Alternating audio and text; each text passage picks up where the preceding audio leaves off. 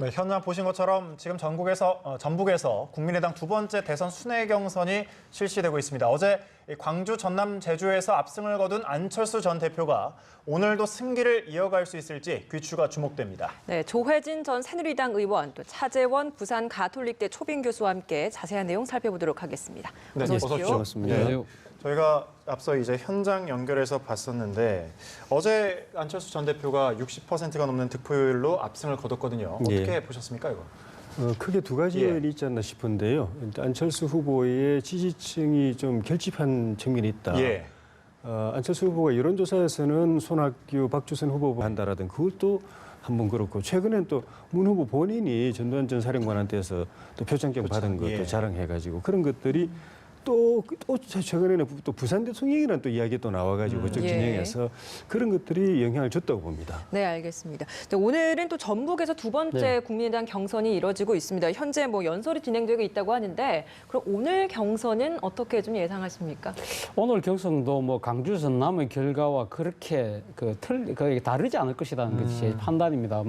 이 소위 말해서 우리가 정치적으로 이야기할 때 호남이라고 한 근역으로 묶지 않습니까? 그렇다고 한다면 강주 전남과 전북의 그런 정치적 표심이 사실 그렇게 다르게 나타나는 결과가 별로 없었거든요. 그렇다고 한다면 아마 강주 전남에서 드러났던 국민의당의 그 표심 자체가 전북에도 그대로 재현되지 않을까 하는 생각입니다. 그렇기 때문에 손학규 후보나 박주선 후보가 뒤집기는 상당히 역부족일 것이고 아마 그 표차를 좁히기도 좀 벅차지 않을까 하는 게 제 생각입니다. 사실 지금 그 강주 전남에서 안철수 후보에 대해서 이렇게 상당히 압도적 지지를 보내주는 이유는 조 의원께서 잘 설명하셨지만 제 생각은 그렇습니다. 일단 이 호남의 표심 자체가 항상 보면 이 전략적 투표를 한다는 이야기가 있었거든요. 항상 될 만한 사람을 뽑는다는 거죠. 그렇기 때문에 대선에서 안철수 후보를 뽑아서 한번 보자. 그렇지만 아직까지 민주당 경선이 지금 진행되고 있는 만큼 일단 안철수 후보에게 힘을 한번 실어주고 민주당 후보가 누가 될지 모르겠지만 그중에서 두 사람을 나란히 올려놓고 최종 판단하려는 그런 심리가 작용하고 있다고 봅니다. 그렇기 때문에 그렇다고 한다면 전북에서도 이 강주 전남에서 압도적인 1위를 했던 안철수 후보를 아마 1위로 밀지 않을까 하는 것이 조심스러운 제 관측입니다. 사실 오늘 좀 지켜봐야 되겠지만 안 전 대표가 그 당에서는 압승을 거뒀지만 전체 지지율은 좀 떨어진 게 사실입니다. 앞으로 경선의 압승을 이어간다면 이게 좀 탄력을 받을까요, 전체에서? 벌써부터 이제 컨벤션 효과 이야기가 나오죠. 국민의당 자체적으로도 광주 전남 그 현장 투표 참여자 한 2만 명 가량 예상했는데 6만 명이 넘어버려가지고 이건 어느 당 할 것 없이 다들 놀라는 분위기여서. 그리고 또 득표율도 60%가 넘어서가지고 초반에 그 기선을 확 잡아버려가지고 컨벤션 효과는 확실히 있는 것 같고 국민의당 자체가 박지원 대표가 정말 눈물이 날 정도라고 이야기할 정도니까 거기에다가 이제 그 안풍이 불 수도 있다는 그런 가능성을 좀 보여줬다고 생각이 듭니다. 안철수 바람은 이번에 다시 본다면 세 번째인데 처음 서울시장 선거 때 박원순 시장한테 양보하기 전에 한번 불었고. 또 지난번 총선 때 또 국민의당이 호남에서 또 불었고 호남에서 이번에 본다면 호남에서 두 번째 부는 셈이 되는데 그런 가능성이 저는 없지는 않다고 보여지고 결국은 이 바람이 좀 전에 말씀드린 것처럼 그 문재인 후보를 꺾을 대항마로서의 이미지 때문에 불어오는 바람에 이어서 그 민주당 후보 경선에서 문재인 후보가 당선되고 안희정 후보가 낙선될 경우에는 그 대항마 이미지로 대항마 가능성 때문에 그 기대 때문에 안희정 후보에게 갔던 표까지 안철수 후보에게 또 옮겨올 가능성도 있어 보입니다. 그러면 이는 상당히 심상치 않은 바람이 일어날 가능성이 보이고 안철수 후보의 이런 외연이 이렇게 넓어지면 전체적으로 보면은 반문 후보 단일화 진영 전체의 그 영역이 굉장히 넓어져 가지고 이후에 이 후보 단일화가 어떻게 진행될지가 또 굉장한 주목거리가 될 수 있을 것 같습니다. 그러면 민주당 경선에서는 어떻게 좀 예상하십니까? 문재인 대세론 굳히기가 될지 어떻게 보십니까? 문재인 후보한테는 어제 오늘 사이에 이 국민의당 동향이 좀 심상치 않을 것 같아요. 본인한테는 상당히 좀 부담스러운 거 아닌가 싶어요. 좀 전에 말씀드린 대로 이런 바람이 궁극적으로는 그 동기가 문재인 대항마를 누구로 삼을 것인가, 누구를 키울 것인가, 누구를 내세워서 문재인을 꺾을 것인가, 문재인 집권을 막기 위해서는 누구한테 표를 몰아줘야 되는가. 이것 때문에 안철수 후보가 뜬 그런 측면이 있어가지고 이 바람이 민주당으로서는 자기 본거지라고 생각하는 호남에서 이런 바람이 일다는 거는 예. 문재인 후보 진영에서는 굉장히 긴장할 수밖에 없는 상황이고 더구나 문재인 후보가 되더라도 안희정 후보 진영하고 지금 사이가 별로 안 좋기 때문에 그 후보 진영을 후보가 되면서 지지층을 끌어안지 못하고 그것이 빠져나가가지고 이 반문 진영 안철수 후보라든가 다른 쪽으로 옮겨갈 경우에는 경선에서 후보가 되더라도 본선이 상당히 좀 아주 답답해지는 굉장히 좀 초긴장 상태로 가는 그런 구도가 될 가능성이 좀 보입니다. 예.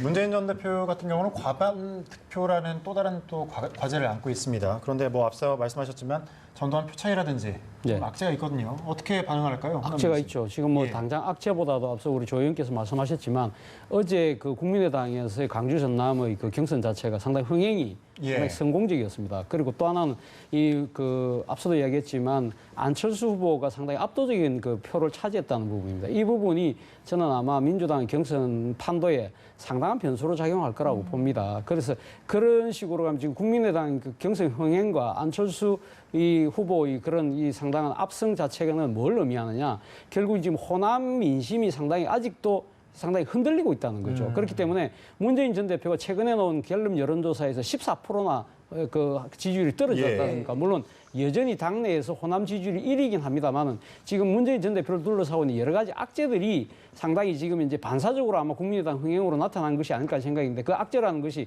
앞서 말씀하셨지만 뭐 전두환 표창 논란이라든지 또 부산 대통령 논란이라든지 또 현장 투표의 경선 결과가 사전에 유출돼서 문재인 대세론을 굳히려고 하는 하나의 의도라는 그런 비판도 나오고 있지 않습니까? 물론 뭐 문재인 후보 측은 절대 아니라고 이야기를 하고 있지만 이러한 뭐 여러 가지 악재들이 지금 문재인 전 대표의 호남에서의 대세론 자체를 굳히는데 상당한 걸림돌로 되고 있다. 그래서 내일까죠. 내일 날 투표함이 열리게 될 경우에 문재인 전 대표가 여기서 50% 가반 득표를 하지 못하게 된다고 한다면 좀 그 대세론 자체가 사실 흔들릴 가능성이 있다. 만약에 지금 50%를 못 얻고 이 후보가 한 35% 선까지 온다면 아마 두 사람 뭐 격차가 한 15에서 한 10% 정도로 좁혀들게 된다고 한다면 다음 순회 경선에서 어떠한 양상으로 진행될지 모른다. 물론 1차에서는 문재인 후보가 그 1등할 가능성은 높지만 그 경우에 자칫 잘못하면 문재인 대표 입장에서는 지금 결선 투표 없이 1차에서 끝내자는 거 아닙니까? 그렇다고 한다면 이것이 결선 투표로 갈 가능성이 있다. 결선 투표로 만약에 진행됐을 경우에는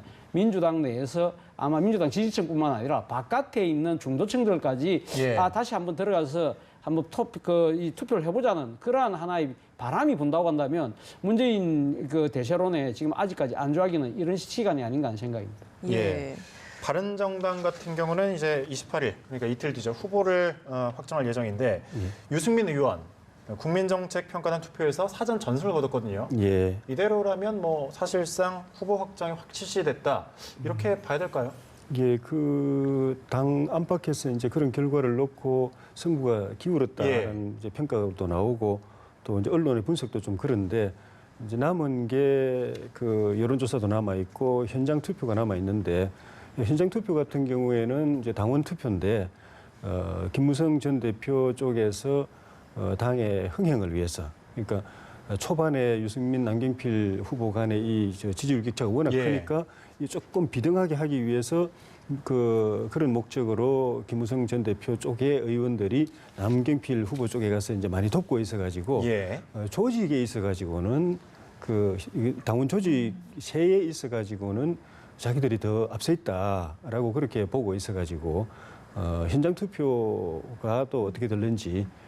거기서 또 막판 뒤집기를 시도할 수 있다고 이제 남 후보 쪽에서는 그렇게 기대하고 또 상대적으로 유 후보 쪽에서는 4번 연속으로 이겼지만은 4전승을 했지만은 연승을 했지만은 긴장을 늦추지 못하고 있는 상황이어서 국민 여론조사 결과와 현장 당원 투표 그것까지 지켜봐야 대세를 판가름할 수 있을 것 같습니다. 네, 이렇게 유승민 의원이 당 경선에서는 좀 우세한 상황이라고 할 수 있지만 전체적인 지지율에서는 사실 약세인 게 뭐 부인할 수 없는 사실입니다. 그렇다 보니까 범보수 단일화 논의를 해야 한다 이런 이야기가 빠지지 않고 계속 등장하고 있거든요. 이 단일화 시나리오는 좀 어떻게 보십니까? 그렇죠. 그러니까 지금 유승민 지금 후보가 제가 봤을 때는 뭐 자유한국당의 이 후보대는 아마 한 8분 응선, 9분 응선까지 올라오신 것 같은데 예. 아마 유승민 후보 입장에서 이제부터 아마 본격적인 아마 대선 싸움이 시작되는 것이 아닌가 하는 생각입니다. 그 당의 후보가 되는 것은 뭐 거의 제가 봤을 때 거의 확실시 돼 보이지만 예. 앞서 우리 앵커께서 말씀하신 대로 본인의 지지율 자체가 사실 후발주자인 홍준표 후보보다 뒤지고 있지 않습니까? 예. 그런 상황이라고 한다면 지금 뭐 그 대선 날짜가 지금 40일 조금 더 남은 상황에서 본선에서 완주까지 할 수 있느냐? 그러한 지금 캐치업 마크가 찍히고 있는 것이 사실이거든요. 그렇다고 한다면 이 지금 그 유승민 후보 입장에서는 당의 후보가 된다고 한다면 어떤 식으로든 외연 확장을 할 수밖에 없다. 그 외연 확장이라는 것이 결국은 지금 이 민주당의 반대쪽에 서 있는 정파들과 연대를 통해서 거기서 일종의 통합 경선을 통하든지 그런 식으로 해서 본인이 이겨야 되는 그런 숙명을 안고 있는 거죠. 그러나 지금 시간이 얼마 남지 않은 상황에서 과연 이 단일화를 위한 이 여러 가지 또 이 산들이 많지 않습니까? 일단은 정치적 명분 자체가 옳아야 되는 거고 또 하나는 지금 이 정치 명분도 명분이지만 지금 손을 잡으려고 지금 유승민 후보가 지금 먼저 1차로 생각하고 있는 당이 자유한국당 아닙니까? 예. 자유한국당에서 만약에 만에 하나 친박 후보인 김진태 의원이 또 후보가 됐을 경우에는 아마 제 생각에 연대 자체가 되지가 않을 거예요. 그렇다고 하더라도 이 홍준표 후보가 된다고 하더라도 과연 그러니까 홍준표 후보가 당의 후보가 된다고 해서 친박 청산이 쉽게 되지 않는다는 거죠. 그렇기 때문에 그 친박 청산이 되지 않은 자유한국당 후보와의 연대에 대해서 과연 이 보수층들이 어떻게 판단할 것이냐. 만약에 자유한국당과의 연대가 안 된다고 하면 예. 또 그것이 또 성사된다고 하더라도 결국 마지막 관문은 이 국민의당 후보로 유력시돼 보이는 안철수 후보와의 연대 자체인데 이거 자체도 사실 정치적 명분이 그렇게 높아 보이지 않는다는 거죠. 그리고 안철수 후보 입장에서 봤을 때도 과연 바른정당 유승민 후보가 자유한국당 후보와 손잡고 거기서 뽑힌 후보가 유승민 후보가 된다고 하더라도 결국은 자유한국당과 손을 잡는 그런 모양새가 되기 때문에 이 호남의 민심이 또 어떻게 이 반응할지 이 부분도 예. 안철수 후보 입장에서는 생각 안 할 수가 없는 거거든요. 네. 그런 걸 따지고 한다면 사실 유승민 후보가 아직까지 갈 길이 상당히 멀고도 예. 험한 상황인 것 같습니다. 네, 예. 그런 것 같습니다. 자유한국당은 오늘 전국 책임당원을 대상으로 현장 투표를 실시하는데 예. 어느 쪽에 손을 들어줄까요? 지금까지 전체적인 흐름은 이제 홍준표 후보가 우위에 있는데 태극기 그 부대라고 하는 그쪽 이제 민심 박사모 이쪽 민심이 현장을 계속 쫓아다니면서 김진태 후보를 열렬하게 이제 밀고 있어가지고 이것이 현장 투표에도 어떤 변수로 작용할 것인가 그게 좀 그 문제가 될 수 있을 것 같고 또 당내 다수파인 이 친박 이 진영에서 어떤 선택을 할 것인가. 어쨌든 좀 더 앞서 있고 또 그 외연 확장력이 그래도 조금 낮다고 하는 홍준표를 밀 것인가 아니면 뭐 홍준표가 되든 누가 되든 본선에서 승리하기는 어려우니까 당이라도 우리 친박이 움켜쥐고 있자. 홍준표는 비박 노선을 이제 택하고 있기 때문에 당이라도 우리가 잡기 위해서는 김진태를 밀어가지고 후보로 만들자 이런 선택이 가능한데 어느 쪽으로 할지가 또 마지막에 이 변수로 작용할 수 있을 것 같고 좀 전에 말씀 있었지만은. 이것이 결과가 후보 단일화에도 영향을 이제 바로 주게 돼서 홍준표 후보가 되면은 단일화 가능성이 그나마 조금 있지만 그것도 크게 높은 편은 아닌데 김진태 후보가 되면은 단일화는 뭐 거의 이제 물 건너간다고 봐야 될 것 같습니다. 네, 마지막으로 이제 검찰 수사 관련된 질문 좀 하나 하고 너무 마무리 짓도록 하겠습니다.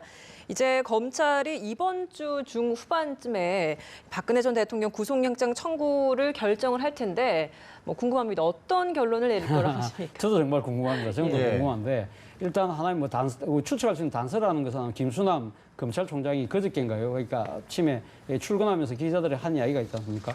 법과 원칙에 따라서 또 수사 상황을 보고 판단하겠다는 거거든요. 그러니까 법과 원칙을 본다고 한다면 정치적 고려를 안 하겠다는 소리 아닙니까? 안 하겠다고 한다면 아마 뭐 지금 영장 청구가 거의 불가피해 보이지만 또 다른 시각이 있더라고요. 수사 상황이라는 단서를 주목하는 시선이 있는데 수사 상황이라는 것 자체가 이 지금 박근혜 전 대통령에 대한 사실은 수사가 다 끝났다는 거죠. 그러니까 일기 검찰의 특수본 수사 그리고 이 특검의 수사까지 해서 박근혜 전 대통령을 둘러싸고 여러 가지 혐의는 충분히 조사가 됐다. 그리고 또 박근혜 전 대통령이 지난 화요일 날 검찰에 불려가서 11시간 넘게 조사를 받았지 않았습니까? 그렇기 때문에 검찰 입장에서는 더 이상 수사할 것도 없다. 그렇다고 한다면 지금 이 보통 이 미리 그 사전 구속을 하는 이유 중에 하나는 이 피의자에 대해서 그 수사가 약간 모자랐을 때 예. 구속하는 경우가 많은데 그런 식으로 따지고 본다면 박근혜 전 대통령에 대해서는 충분히 수사가 됐기 때문에 영장 청구를 하는 것 자체가 좀 가혹한 것이 아니냐